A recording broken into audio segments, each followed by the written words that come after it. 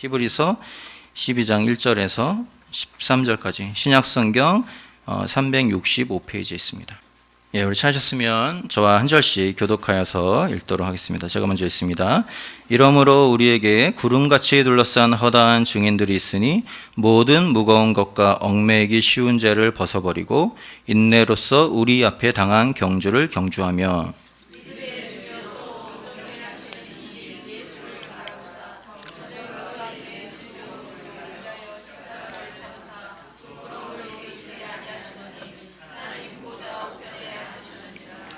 너희가 피곤하여 낙심치 않기 위하여 죄인들의 이같이 자기에게 거역한 일을 참으신 자를 생각하라.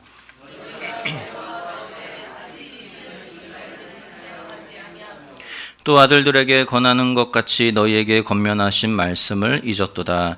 내 아들아, 주의 징계하심을 경히 여기지 말며 그에게 꾸지람을 받을 때에 낙심하지 말라.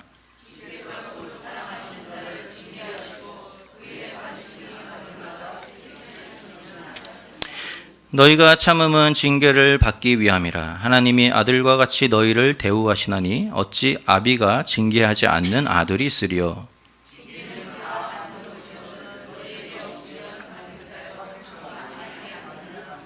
또 우리 육체의 아버지가 우리를 징계하여도 공경하였거든 하물며 모든 영의 아버지께 더욱 복종하여 살려 하지 않겠느냐.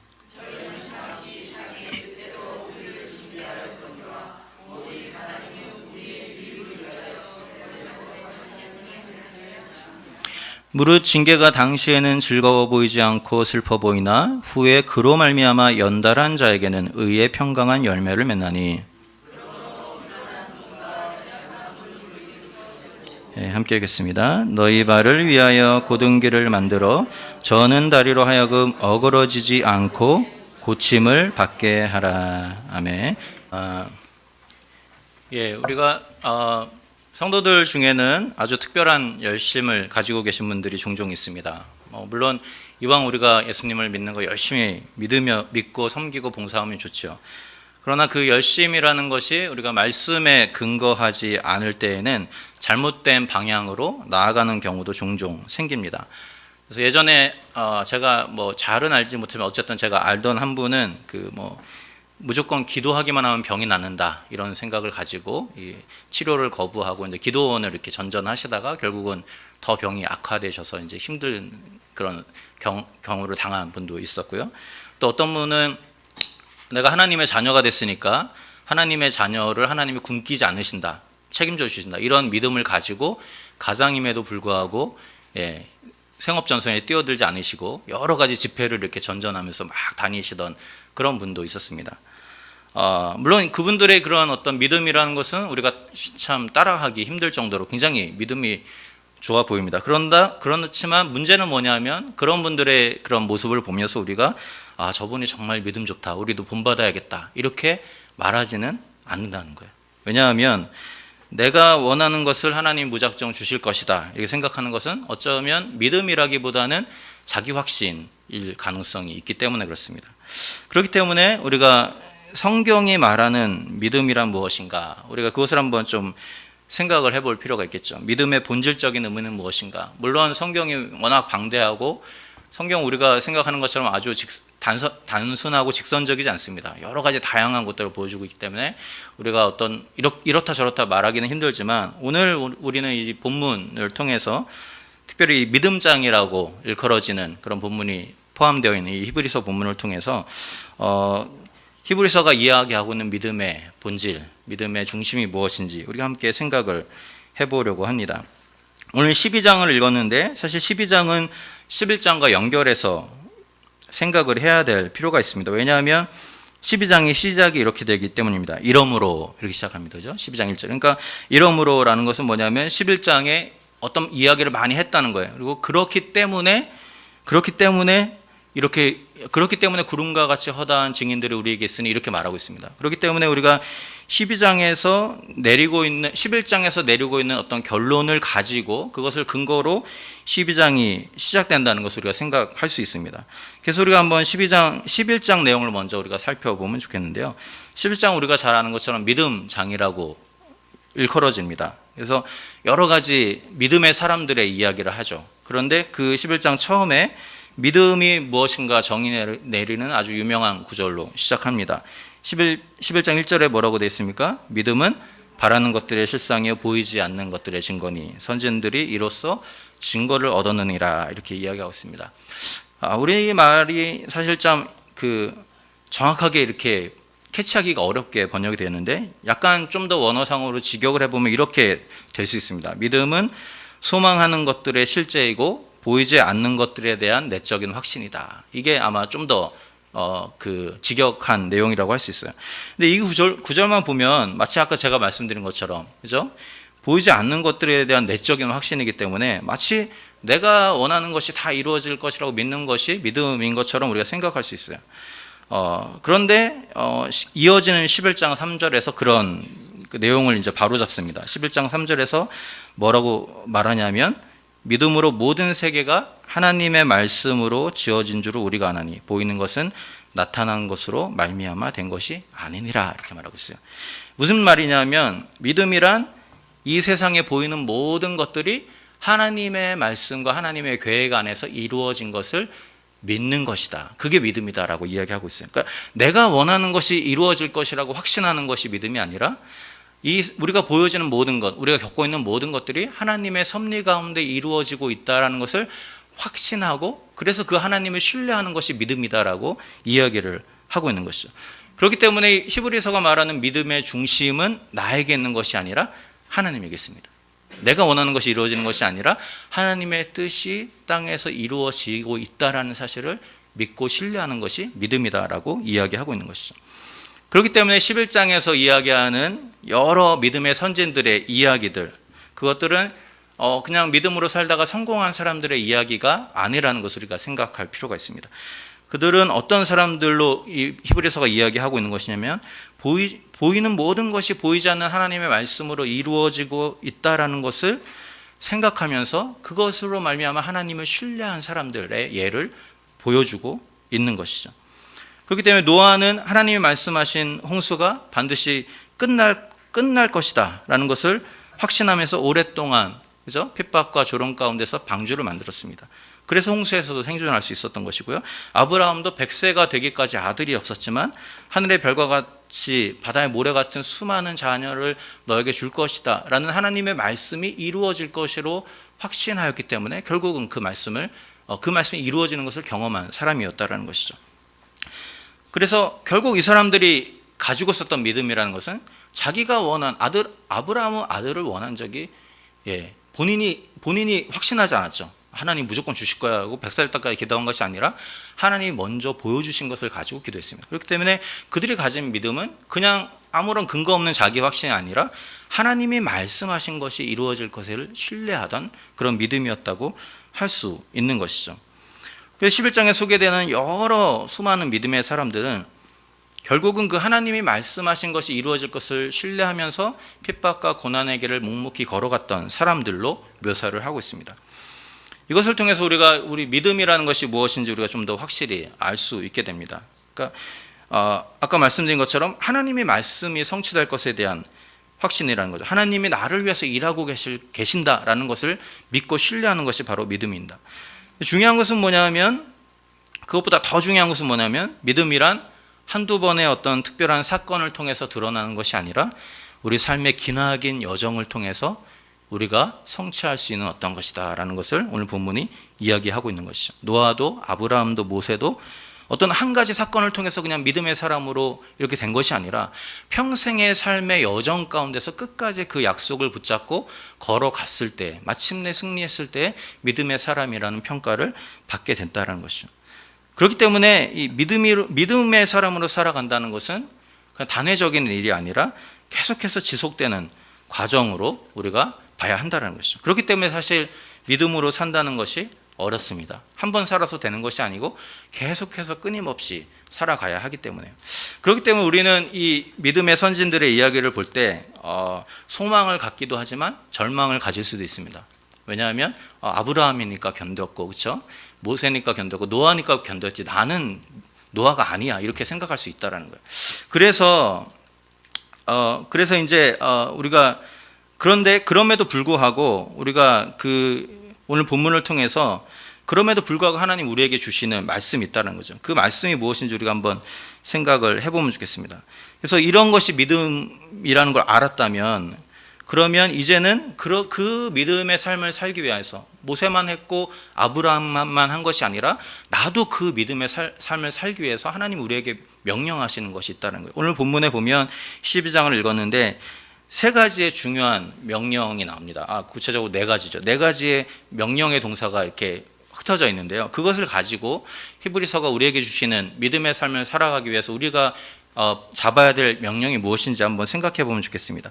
첫 번째 명령은 뭐냐면 12장 1절에 경주를 합시다라는 명령입니다. 우리 한글 성경에는 2절하고 같이 연결돼서 잘 안 나타나는데 1절이 명령입니다. 그래서 경주를 경주하라라고 이렇게 명령형으로 경주합시다. 그러니까 청유형이죠.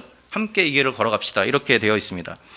경주라는 말이 굉장히 중요합니다. 왜냐하면 이 성경 기자들이 경주라는 말을 굉장히 많이 사용해요. 바울도 사용하고 이 경주라는 말이 이제 헬라 문화권에서 굉장히 보편적인 겁니다. 왜냐하면 여러분 잘 아시는 것처럼 올림픽이 어디서 시작됐죠? 그리스에서 시작이 됐습니다. 그렇죠? 그리고 그리스 로마 문화가 갑자기 겹쳐지면서 로마 시대 초대교회 당시에 많은 그 축제 때마다 무슨 특별한 일이 있을 때마다 경주를 많이 해서 경기를 달리기도 하고 씨름도 하고 뭐 레슬링도 하고 이렇게 하는데 경주를 경주하라는 말은 거기에서부터 온 것으로 우리가 이해할 수 있습니다.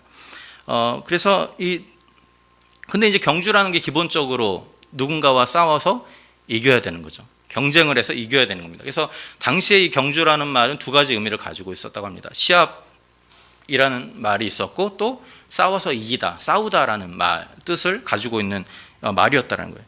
그렇기 때문에 이 신약 성경에서 이제 이 히브리서 저자가 믿음의 경주를 하자라고 이야기했을 때 우리가 그 뜻을 생각해 볼 수 있습니다. 다시 말하면 너희가 싸움을 해나가는데 경기를 해나가는데 그 안에 앞에 있는 장애물들을 다 거두자라는 거죠. 그렇죠?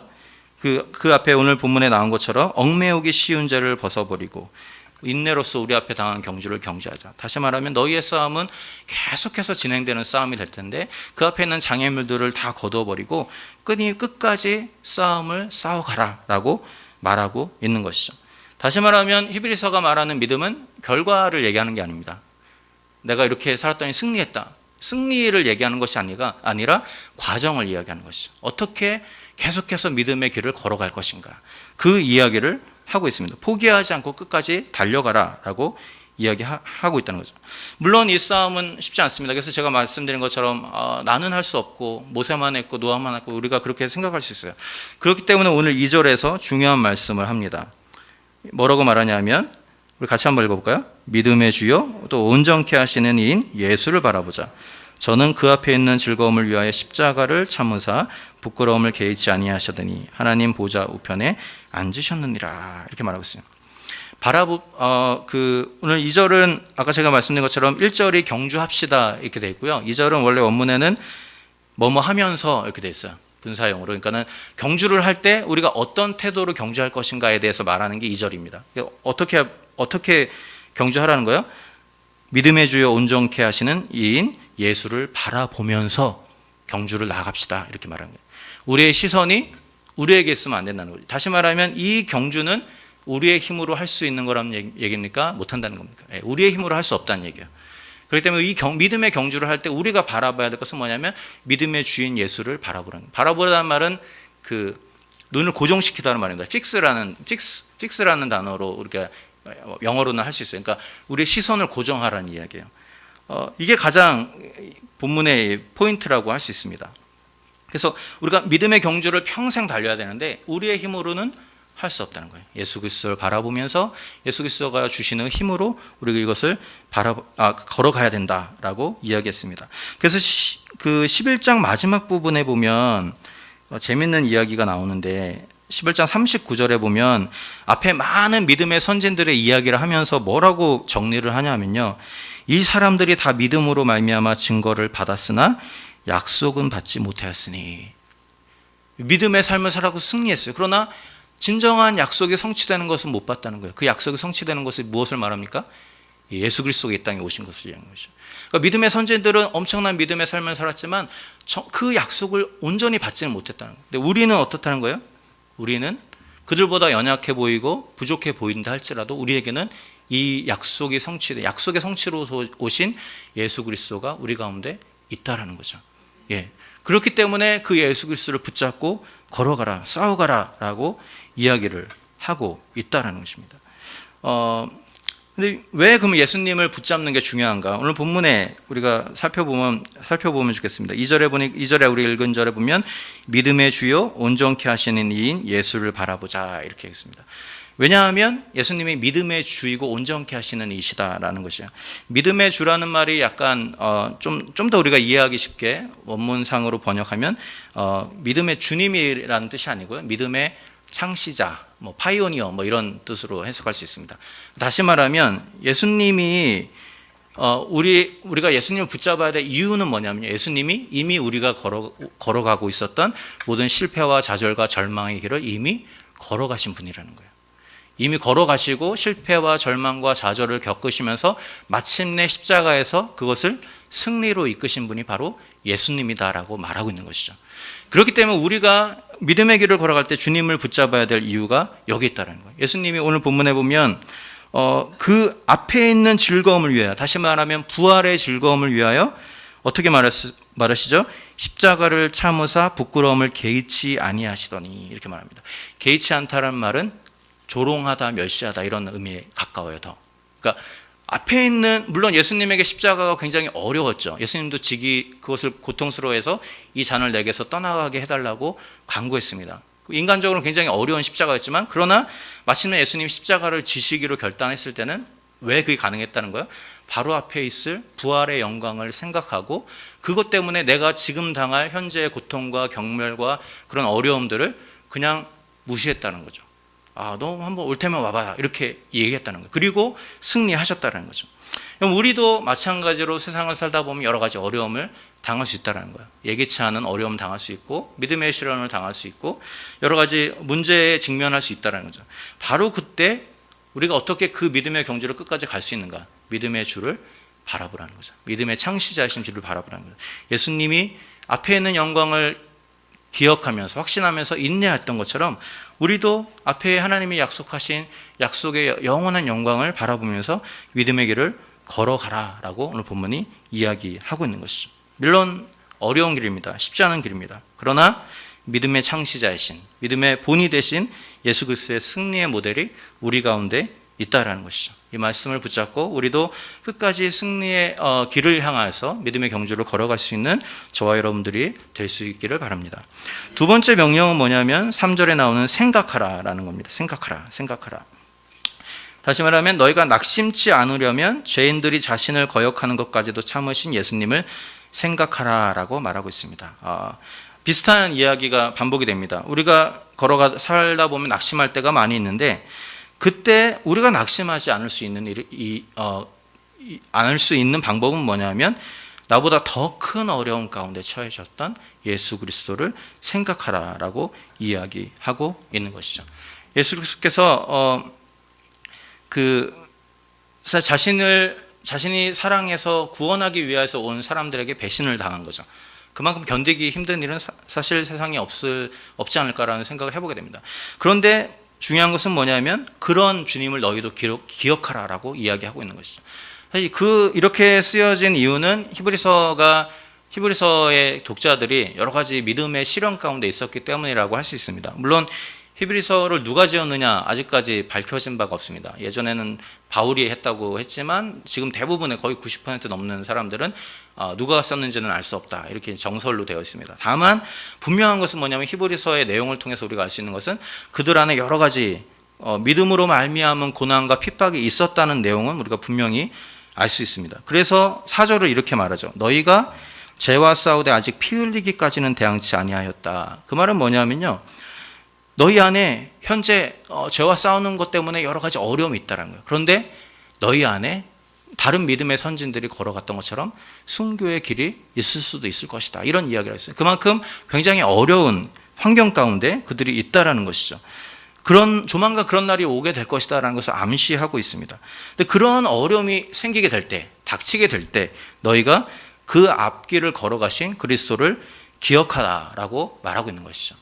오늘 이어지는 본문에 보면 이것을 우리가 당하는 고난을 아버지가 아들에게 내리는 징계라는 측면에서, 또 다른 측면에서 이야기를 합니다. 뭐 잘 아는 것처럼 자녀를 키울 때 훈육을 안 할 수가 없죠. 그렇죠? 훈육을 안 할 수가 없죠.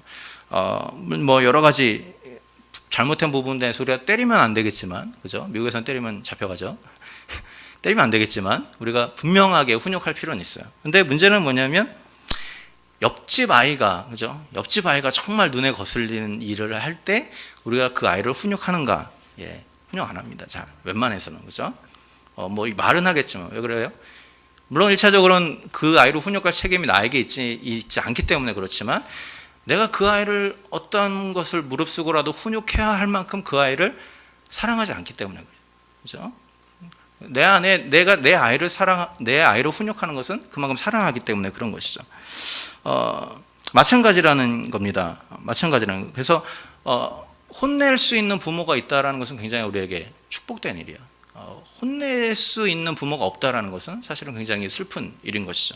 마찬가지라는 거예요. 하나님이 우리 가운데 어떤 어려움이나, 물론 하나님 우리를 골탕 먹이기 위해서 우리에게 고난을 주시는 분이라는 얘기를 하는 것이 아닙니다. 그런 얘기가 아니고, 우리 삶에 우리의 죄악으로 말미암아 어쩔 수 없는 고난이 오는데 하나님이 그것을 다 차단하지 않고 그대로 허용하시는 이유는 뭐냐면, 우리가 그것을 통하여서 하나님 안에서 바뀌고 변화되기를 원하시는 그 하나님의 모습이 있다라는 것이죠. 물론 육신의 부모님은 자기 생각에 따라서 잘못 징계할 수도 있어요. 그래서 오늘 본문에서 그렇게 이야기하죠. 9절에 보니까 육체의 아버지가 우리를 징계하여도 공경하거든, 이렇게 이야기하면서 10절에 보니까 그들은 잠시 자기의 뜻대로 우리를 징계하였거니와, 이렇게 말합니다. 육체의 부모들은 자기의 뜻대로 잘못 징계할 수 있다라는 거예요. 저도 어렸을 때 많이 맞고 자랐는데, 지금 생각해 보면 그 맞는 상황이 항상 리저너블 하진 않았던 것 같아요. 합리적이진 않았던 것 같아요. 물론 이제 부모님은 본인의 이제 그 환경도 있고 상황도 있기 때문에 그럴 수 있다라는 거예요. 잘못 훈육할 수 있다라는 거예요. 근데 하나님 아버지가 우리에게 고난을 허용하시는 거에는 분명한 목적이 있다는 거죠. 무슨 목적입니까? 오늘 본문에 보니까 10절 후반부에 보면 오직 하나님은 우리의 유익을 위하여 그의 거룩하심에 참여케 하시느니라, 이렇게 말하고 있어요.